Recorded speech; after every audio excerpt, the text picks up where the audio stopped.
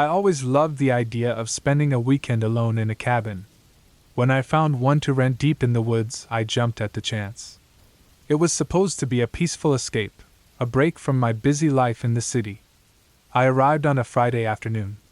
The sun was setting behind the trees, casting long shadows over the gravel driveway. The cabin was small but cozy. It had a fireplace, a little kitchen, and a loft bedroom. I unpacked my things, made a quick dinner, and settled in for the night with a book. At first, the quiet was nice. I could hear the wind moving through the trees and an owl hooting in the distance. As the night went on, the quiet started to feel creepy. Every creak of the cabin sounded louder in the silence. I kept telling myself it was just the old wood settling, but I couldn't shake the feeling that someone was watching me. I went to bed early, hoping a good night's sleep would help. I woke up in the middle of the night to a noise outside. It sounded like something heavy moving through the bushes. I got out of bed and looked out the window. In the dim moonlight, I could just make out a figure near the trees. It was too dark to see clearly, but it looked like a man. I told myself it was probably just a hiker or a hunter, someone who had gotten lost. But the figure didn't move, and the longer I watched, the more scared I felt. I forced myself to go back to bed, pulling the covers over my head like a child. The next day, I couldn't shake the uneasy feeling. I decided to go for a walk to clear my mind. The woods were beautiful in the daylight, and I started to feel a bit silly for being so scared the night before. But as I walked, I found tracks in the dirt, leading away from the cabin. They were human tracks, deep and fresh. I followed them for a while, but they veered off into a thicker part of the woods. I decided to turn back, not wanting to get lost. When I got back to the cabin, I saw something that made my blood run cold. There was a footprint on the porch, just outside the door. That night I couldn't sleep. I kept the lights on and a knife by my bed. Around midnight, I heard the noise again. This time, it was closer, right outside the window. My heart pounded in my chest as I crept to the window and looked out. The figure was back, standing just a few feet away. I could see him clearly now, a man with a scraggly beard and dirty clothes. He was staring right at me. I panicked, grabbing my phone to call for help. But there was no signal. I was alone. I decided to confront him, grabbing the knife and opening the door. But when I stepped outside, he was gone. I stood there, knife in hand, my breath coming in short gasps, feeling both foolish and terrified. The next morning, I packed up and left as quickly as I could. I never looked back. I reported the incident to the rental agency, but they said no one had ever had any problems there before. Maybe it was just a drifter passing through, but I couldn't shake the feeling that I had narrowly avoided something terrible. Back in the city, I tried to put the weekend behind me. But sometimes, late at night, I hear noises outside my window. When I look out, I swear I see that same figure, standing just a few feet away, staring at me. I moved to get away from him, but what if he followed me? What if he's still out there, watching and waiting?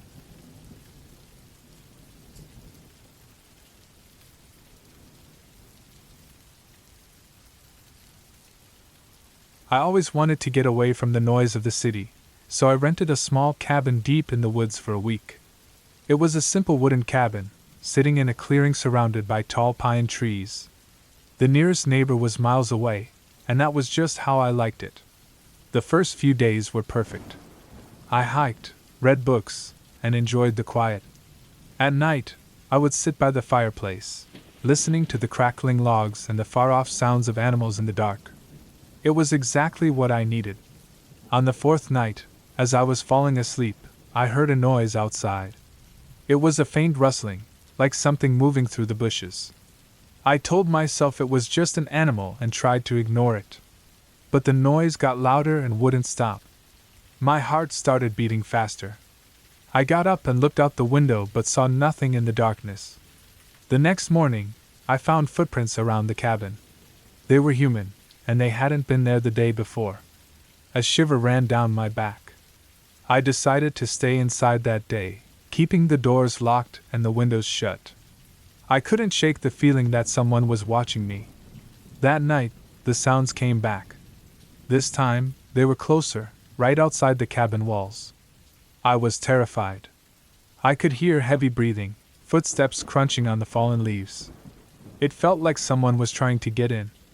I stayed up all night, holding a kitchen knife, my eyes fixed on the door. By morning, the noises had stopped, but I knew I couldn't stay there any longer. I packed my things quickly, my hands shaking. As I stepped outside, I saw something new, a piece of paper pinned to the front door. It had one word written on it in large, messy letters.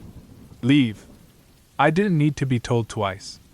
I threw my bags in the car and drove down the dirt road as fast as I could, my heart racing. I didn't stop until I was back in the city, surrounded by the familiar sounds of cars and people. Later, I found out that there had been reports of strange activities in those woods, but no one had been able to find out who or what was behind them. It was a mystery that no one could solve. Even now, I sometimes wake up in the middle of the night, sure that I can hear those same noises outside my window. I'll never forget the feeling of being watched in those woods.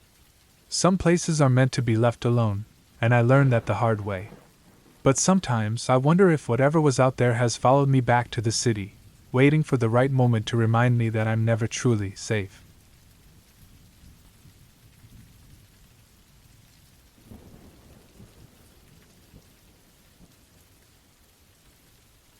I had always liked the idea of spending a weekend alone in a cabin far from everything. The thought of getting away from the constant noise and rush of the city for a few days seemed perfect. So, when I found a small cabin for rent deep in the woods, I booked it without a second thought. The drive was long and twisty, but the scenery was beautiful. Tall trees lined the narrow road, and the only sounds were the occasional bird calls and the hum of my car's engine. When I finally arrived, the cabin looked just as perfect as I had imagined. It was a small, wooden house with a porch that overlooked a clear, sparkling lake. The first day was peaceful. I spent the afternoon reading a book on the porch, occasionally looking up to enjoy the view. As the sun set, the sky turned bright orange and pink, and I felt completely at peace. I cooked a simple dinner and settled in for the night. It was around midnight when I first heard it. A soft rustling sound, like something moving through the leaves outside. At first, I thought it was just a raccoon or a deer. But then, the sound got louder, and I could hear footsteps. Slow, careful footsteps, crunching the leaves and twigs outside the cabin. I froze, listening carefully. My heart started to pound, and I could feel the hairs on the back of my neck stand up. I reminded myself that I was in the middle of nowhere. It could be anything. But the footsteps continued, moving closer to the cabin. I grabbed the flashlight I had brought with me and slowly moved towards the window. Peeking through the curtain, I looked out into the dark forest but saw nothing. The footsteps stopped. I stood there, trying to calm my racing thoughts. After a few minutes of silence, I convinced myself it was just my imagination, maybe an animal passing by. The next day, I tried to forget about the night before. I went for a hike, explored the woods around the cabin, and took some pictures of the beautiful scenery. But I couldn't stop thinking about the sound of those footsteps. That night, I made sure all the doors and windows were locked. I went to bed early, hoping a good night's sleep would help me feel better. But around midnight the footsteps came back. This time, they were louder and closer than before. I could hear them walking around the cabin, slow and steady. I sat up in bed, holding the flashlight tightly. The sound of the footsteps stopped right outside the front door. My breath caught in my throat. I didn't dare move. Then I heard the soft creak of the porch floorboards, followed by a light tapping on the door. Fear gripped me. I knew I couldn't stay in the cabin any longer. Whoever or whatever was outside, I didn't want to find out. I waited until the sound stopped, and the silence stretched on for what felt like hours. When I was sure it was safe, I quietly gathered my things, grabbed my keys, and made my way to the car. The drive back felt endless. My eyes kept darting to the rearview mirror, half expecting to see someone or something following me. But the road stayed empty, and I eventually reached the highway. When I got home, I felt a wave of relief. I never found out who or what was outside the cabin that night. But the thought still haunts me. Sometimes, when I'm alone at night, I hear those footsteps in my mind. Slow, deliberate, getting closer and closer. And I wonder if someday, they'll find me again.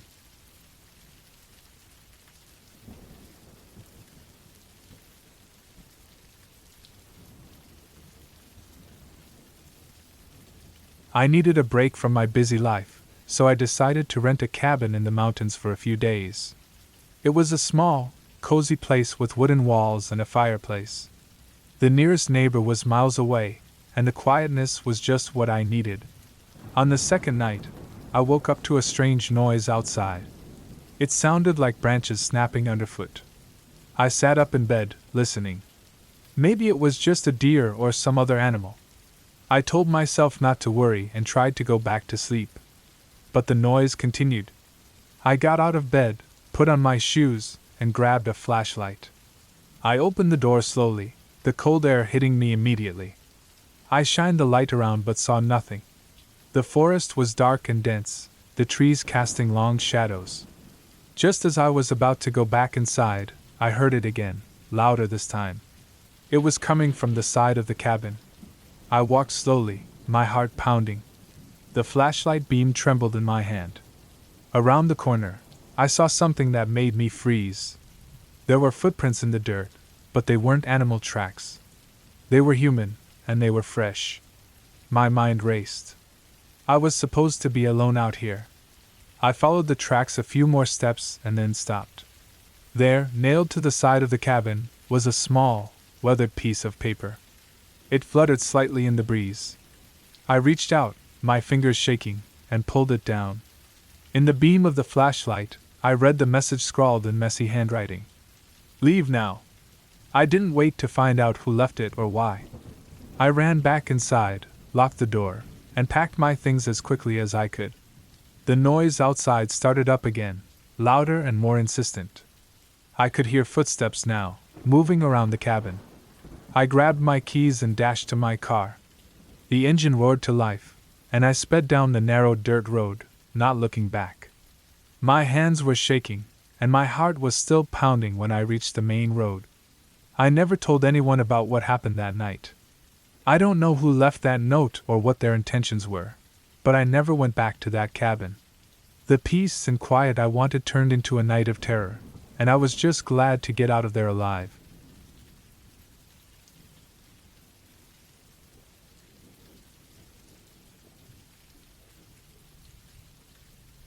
I never thought a weekend getaway could turn into a nightmare. It was supposed to be a peaceful trip in the mountains, a chance to get away from city life. But as the sun went down and the forest got thicker, I realized I was lost. I had wandered off the trail, drawn by the untouched wilderness. The sunset painted the sky in shades of orange and purple, making eerie shadows among the trees. Panic started to set in as I looked for familiar landmarks. But everything looked the same: tall trees, rocks, and a silence broken only by rustling leaves. Hours passed, and darkness fell like a heavy blanket. I found a small, old cabin hidden deep in the woods. I felt relief at finding shelter, even though the cabin looked run down. With no other choice, I went inside carefully, hoping to find a phone or something to contact help.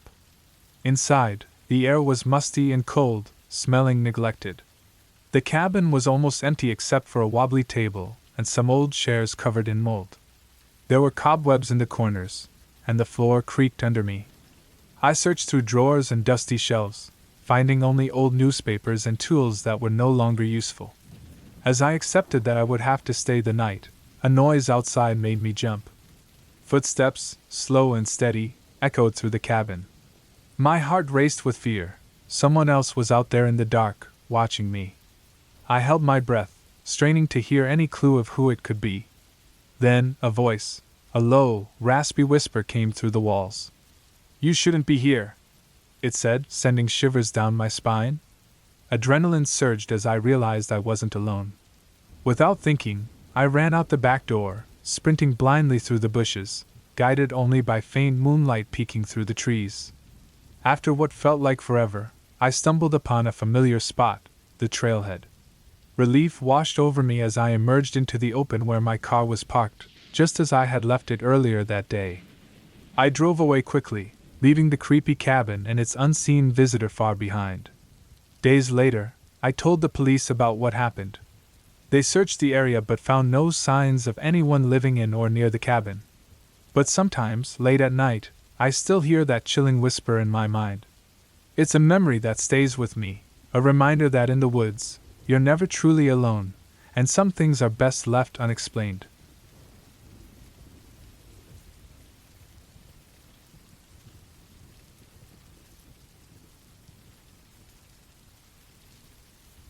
It started as a last-minute weekend trip.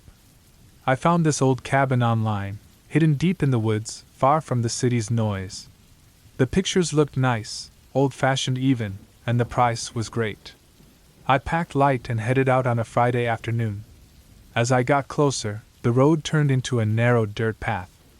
Trees crowded over, their branches almost touching in the middle, creating a tunnel. It felt creepy, but I shrugged it off as part of the adventure. The cabin appeared out of nowhere, a small wooden place that looked like it had been there forever. The first thing I noticed was the quiet. Not the peaceful kind, but a heavy, unsettling silence. I unloaded my stuff and went inside. The air was stale, smelling of old wood and dampness. The inside was simple, a small kitchen, a living area with a fireplace, and a bedroom. No TV, no internet. I spent the first evening reading by the fireplace. As night came, the silence got louder. Every creak and groan of the old cabin seemed amplified. Around midnight, I heard a faint rustling outside. I told myself it was just the wind or an animal. The next day, I explored the area. The forest was thick, almost smothering. I followed a small path that led to a stream. The water was clear, and the sound of it flowing was the only thing breaking the silence. On my way back, I stumbled upon an old, abandoned shed. Curiosity got the best of me, and I peeked inside. It was empty, except for some old tools and a rusted saw. I hurried back to the cabin, feeling uneasy. That night, the noises outside got louder. It wasn't just rustling this time, it was footsteps, slow and deliberate, circling the cabin. My heart pounded as I strained to listen. Suddenly, the footsteps stopped, and I heard a soft knock on the door. I froze, my mind racing. Who would be out here at this hour? I grabbed a kitchen knife and moved quietly to the door, peeking through the small window. There was no one. I waited, holding my breath, but the knocking didn't come back. Eventually, I convinced myself it was just my imagination and went to bed, though sleep didn't come easily. On the third day, I decided it was time to leave. The constant feeling of unease had worn me down. I packed quickly and loaded the car. As I was about to drive off, I noticed something strange on the cabin door. Scratched into the wood were the words, "Leave now." My blood ran cold. I didn't need any more convincing. The drive back felt like an escape. Every mile put distance between me and whatever had been lurking out there. When I finally reached the main road, I let out a breath I didn't realize I'd been holding. Looking back, I'm not sure what really happened at that cabin. Maybe it was just my mind playing tricks on me, but I'll never forget the feeling of being watched. As I unpacked back home, I found something that wasn't mine, an old, rusted key, just like the ones in the shed. I threw it away, but every night since then, I hear faint footsteps outside my window. Some places are meant to be left alone, but I fear a part of it followed me back.